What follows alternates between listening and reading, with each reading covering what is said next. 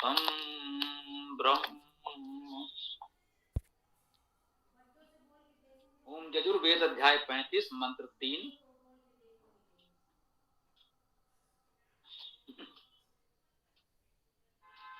ओम वायु पुनातु सविता पुनातु अग्निर्भ्राजसा सूर्यस्य वर्चसा विमुच्यन्तामेवो श्रिया। सुंदर प्रार्थना है। वायु पुनातु, वायु पवित्र करे।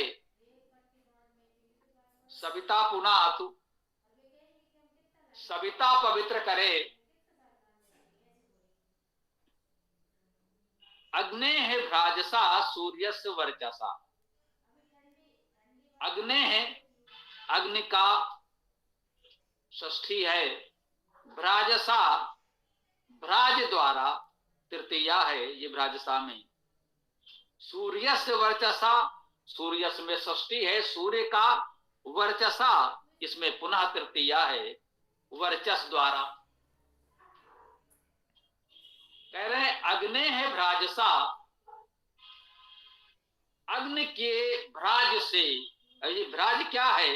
भ्राज का अर्थ है प्रकाश, दीप्ति। अग्नि है भ्राजसा, अग्नि के प्रकाश से। भ्राज धातु का अर्थ ही प्रकाशित होना। तो अग्नि के प्रकाश से, सूर्य से वर्चसा, सूर्य के वर्चस से। वर्चस का अर्थ भी प्रकाश तेज ही है। वर्च प्रकाशित होना, वर्च धातु है। तो सूर्य के प्रकाश से, अग्नि राजसा, सूर्य से वर्चसा, अग्नि के प्रकाश से, सूर्य के प्रकाश से। अब देखिए यहां पर से जो हम बोल रहे हैं ये तृतीया में है। हमारी इस लोक भाषा में ये तो है तृतीया में से और पंचमी में से। तृतीया में से का अर्थ साथ है, द्वारा है। पंचमी में से का अर्थ अलग होना है। तो यहां हम कह सकते हैं अग्नि राजसा, अग्नि के प्रकाश के साथ, अग्नि के प्रकाश द्वारा, सूर्य से वर्चसा, सूर्य के प्रकाश के साथ, सूर्य के प्रकाश द्वारा। अब अग्नि का अर्थ भी हम जानते हैं, अग्निगत्यर्थक धातु है। अग्नि शब्द का अर्थ अग्रणी होना। अब अग धातु है, गत्यर्थक है, गति के अर्थ में है। और इसी अग धातु से अग्रणी भी बनता है, अग्र अग्रणी शब्द भी बनता है। तो अग्नि का अर्थ हम करते हैं अग्रणी प्रगतिशील।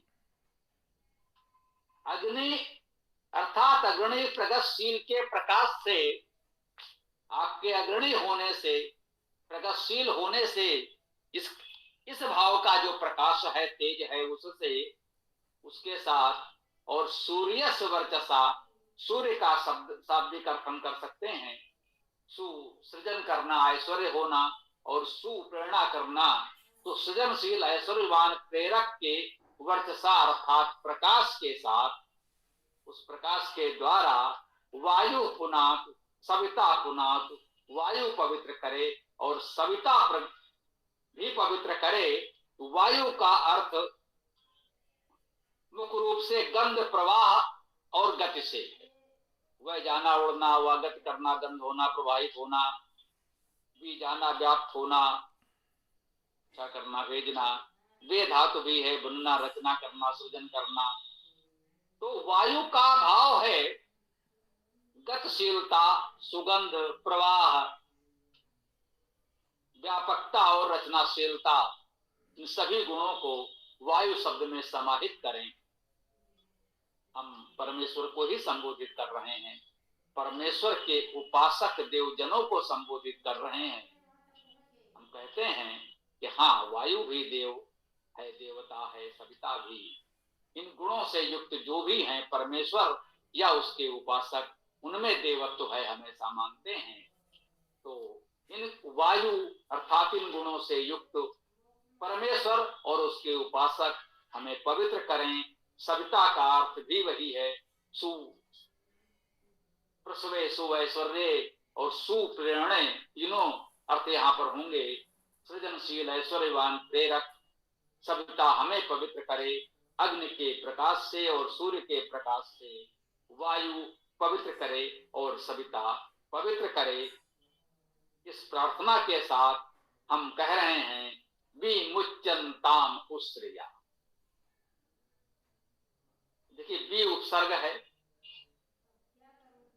विकार्थ विशेष है, मुच्यन्ताम मुक्त कर दें, मुच धातु है, इसी से मुक्त शब्द बनता है।